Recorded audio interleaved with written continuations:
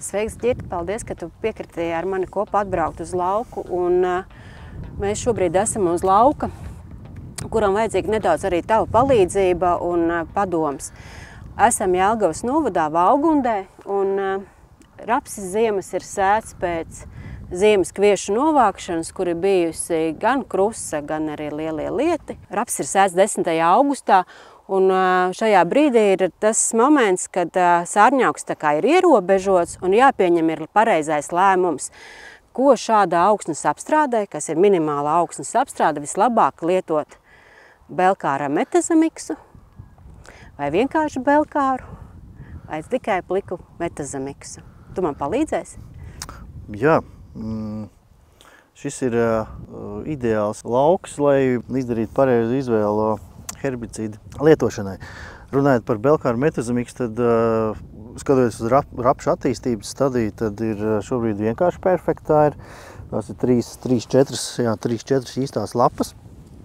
Un kad arī mēs šo belkāru metazamiksu izmantojam. 3-4 lapas ir, protams, viens no pamatnoteikumiem belkāru metazamiksu lietošanai, bet tomēr noteicošais arī ir nezāles. Un ja mums ir 3-4 lapas un nav nezāļu, tad nav jau mums arī jēga lietot to herbicīdu. Un kā jau mēs te arī jau apskatījāmies un arī atrodamies šajā vietā, kur jau mēs varam jau redzēt jau, kad madars jau ir parādījušās, diezgan liels arī pliksteņi ir, nauduļi. Šeit arī kumeli jau ir redzam, tā kā šur tur sūrens, vējgriķis arī redzēt šur tur. Teiksim tā, kad tagad pēc tiem lieliem lietiem šobrīd vēl nevar ar tehniku uzbraukt uz lauka, bet es domāju 2-3 dienas un vienkārši ideāls laiks belkāru metazamiksu pielietošanai. Un kāpēc tu jautāji arī par belkāru metazamiksu atsevišķi, tad mēs esam vieni no pirmajiem, kas vispār iesāka metazamiksu. Mēs esam pirmie belkāru iesākām, un tad mūs par šiem gadiem ir secinājums, ka belkārs metazamiks ir visefektīvākais risinājums. Tur ir vairāk izskaidrojumi. Viens no tiem ir, kad viņi viens otru papildina, un ir novērots, jā, kad belkārs pastiprināt kruziežu nezāles ierobežo, tajā skaitā arī zvēri, kas šeit redzam. Un, protams, arī plikstiņas, nauduļus un arī citas nezāles. Metazamiks mūsu pamatā ir, lai uzlabotu iedarbību tieši uz tādām nezālēm kā kumelīte, arī rudspuķa, arī kā zirņi, kā sārņauks, tur paši arī vēgriķim ir pastiprināta ietekme. Tā kā viņi viens otru papildina, abas divas lietojot kopā, tas ir visefektīvākais šobrīd vispār, kas tirgu arī ir. Nākošais tu minēji, ka šeit ir minimālā augsnes apstrāde, tad tas ir vēl viens faktors, kad tieši minimālajās un arī tiešajās sējās, kur ir rapsis, tad labākā izvēle viennozīmīgi ir belkārs metazamiks, jo tie ir abi produkti, kas pamatā strādā caur lapām. Kā zināms, augsnes herbicīdiem ir noteicošais, kad jābūt ir labai augsnes struktūrai, bez auga atliekām, tad šeit mēs arī redzam, kad ir diezgan daudz tās auga atliekas, un augsnes herbicīds arī tik labi nestrādās. Ģirta, es pareizi saprotu, ka pēc 2-3 dienām uz šī lauka droši drīkst braukt traktoru tehnika ar smidzinātāju un lietot belkāru 0,25 litrus hektāru, pievienojot metazamiks 0,6 litrus hektāru labākai nezāļu kontrolei. Un droši laist zīmot šo lauku. Jā, kā jau sākumā jau runājam, tad šobrīd ir visi priekšnosacījumi, lai lietot belkāru un metazamiks, un tieši tādā kombinācijā arī, kā tu teici. Un lauks būs tīrs no nezālēm. Mums arī pievienojās Cortevas pārstāvis, kuram mums ir arī papildus tam jau, ko mēs izrunājam, mums ir radušies vēl papildus jautājumi. Jānoprecizēsim. Jānoprecizē. Un viens no tiem ir, ko arī Sandra sākumā man jautāja, vai arī tur arī apkārt ir dzirdēts citās vietās par metazamiks ieteikumu vienu pašu lietot ziemas rapsī. Kādas tavas Cortevas domas? Tas nav noslēpums, un Corteva vienmēr ir rekomendējis pamat herbicīdu maisījumu belkāru pusdevu kas ir 0,25, plus metazemiks 0,6 vai 0,8 pēc nepieciešamības. Ko mēs iegūstam? Mēs iegūstam visplašāko efektu uz nezāļu spektru. Neatkarīgi no augsnes apstrādes un bieži vien neatkarīgi no augsnes mitruma, jo pamatā abi šie herbicīdi strādā caur lapām, izņemot vienu darbīgo vielu, metazahloru, kas ir metazemiks sastāvā. Bet, kā jau viss lauksaimniecībā, lēmumu pieņemšanai nosaka daudzi faktori.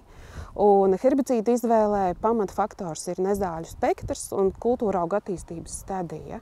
Pamatrekomendācija un labāko efektu mēs sasniedzam ar belkāru plus metazemiksu. Skaidrs. Tad ir vēl viens jautājums.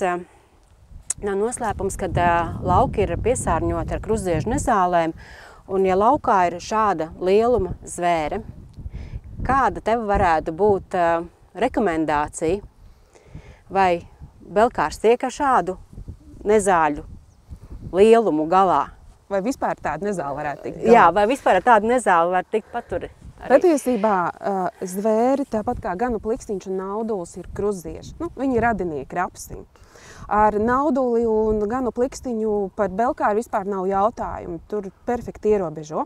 Par zvēri, redziet, viņa jau ir liela un samērā agresīva jau no rudens puses. Šāda, kas vēl pat nav īsti izveidojusi ziedpumpuru stadiju, un kad rapša lapas nenosedz, belkārs ar metazemiks nokontrolēs perfekti.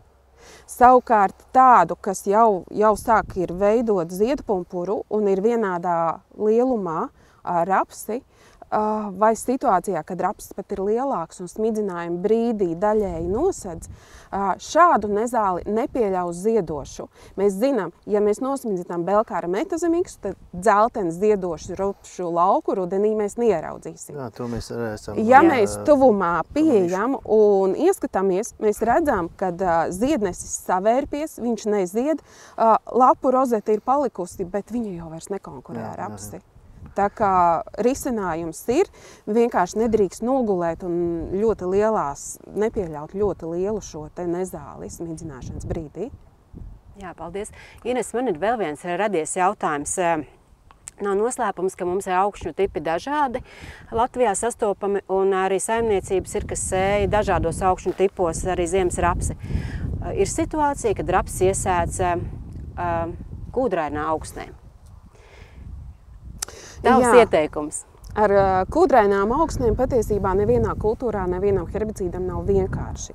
Bet pamatā mēs ņemam to, ka ar kūdrainās augsnēs nav īpaši nozīmes strādāt ar augsnes herbicīdiem. Tur ir jāstrādā ar herbicīdiem, kas strādā nezālēm caur lapām, kā to dara belkārs, un 2 no 3 darbīgajām vielām metazemiks.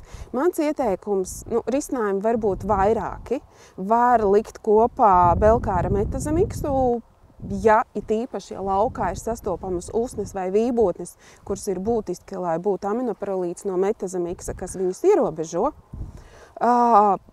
Jo pamatā pārējās visas darbīgās vielas strādās, vai arī veikt tādu risinājumu. Vēl ir viena būtiska lieta kūdras augsnēs, ka tur diezgan tipiski, ka nezāles dīkst vairākos viļņos. Jā. Bet ar herbicīdu rudenī mēs mēģinām tā kā ar vienu veikt. Tad variants varētu būt dalītais belkārs smidzinājums, sākotnēji 0,25 un pēc nedēļas vai 10 dienām šo otru 0,25, ko mēs iegūstam. Mēs nokontrolējām nezāles caur lapām un mēs nokontrolējam viņas kaut kādā zināmā laika periodā. Bet, protams, viss ir atkarīgs no laikapstākļiem. Kūdras augsnēs, diemžēl, man jāsaka, kad ir jāpaskatās arī pavasarī, vai nav nepieciešams vēl kāds nezāļu ierobežošs smidzinājums ar herbicīdu. Bet viennozīmīgi arī kūdrainās augsnēs belkārs ar metazemiksu vai vienkārši belkārs būtu tas labākais risinājums. Jā, Ines, tu pieminēji tieši pavasaru. Es zinu, ka ir vairāk saimnieki, kuri baidās par rapsu pārziemošanu un negrib ieguldīt līdzekļus herbicīdā rudenī un izvēlās lietot tikai pavasarī. Kas tev būtu par to sakāms? Ziemas rapsim mums ir jādara viss, lai viņam veidotu perfektus ziemošanas apstākļus. Pirmām kārtām, lai viņš nekonkurētu ar nezālēm, un to mēs varam panākt tikai rudens smidzinājumā. Pavasarī, protams, arī mēs piedāvājam labus risinājumus, bet tas vairs nebūs tas ražas potenciāls no rapša, ko mēs iegūstam, ja mēs ļaujam viņam pārzīmot bez nezāļu konkurences. Tas būs mans komentārs. Un par pārzīmošanu, varbūt jādara pa rudenī viss, gan jāierobežo nezāles, gan jānoregulē, gan varbūt tiešām pastrādājam ar bora smidzinājumu, lai rapsis pavisam droši ieiet uz ziemošanai. Noteikti arī pārbaudīt šķirnes sējam. Jā. Pilnīgi noteikti. Tas patiesībā, manuprāt, ir pirmais čeks sarakstiņā darbos, kas ir jāizdara. Jā, un tad ir vēl viens jautājums, ko es saņemu personīgi katru dienu tādu zvanus. Jautājums Belkāras metazamiks maisījums kopā ar gramnīcīdiem un regulātoriem. Es teikšu diezgan kategoriski nē. It īpaši Kortevai ir bijuši izmēģinājumi, kur šo pašu jautājumu risinot, zinot, ka rudenī darbs dzen darbu un gribās vienlaicīgi vairāk paspēt un laikapstākļi atļauj to, ko atļauj. Ir bijuši izmēģinājumi ar vairākiem, manuprāt, pat 4 dažādiem graminicīdiem ar dažādiem ražotājiem, dažādām darbīgajām vielām.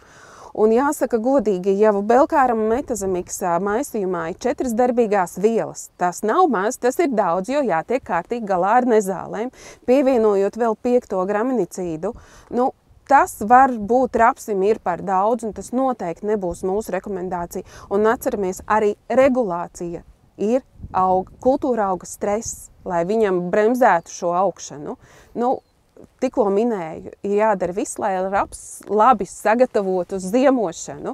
Nedaram kļūdas un neveicinām lietu, kas viņam varētu traucēt pārziemot. Tā kā noteikti mūsu rekomendācija un arī kā agronomam rekomendācija būs nē. Belkāru metazamikus smidzinam atsevišķi, ļaujam šiem herbicīdiem padarīt savu darbu, nostrādāt, ierobežot nezāles. Un ir jāplāno darbi, lai šo te graminicīdu un regulātoru tomēr smidzinātu atsevišķi. Ļoti labi. Es uz saviem jautājumiem atbildes dzirdēju.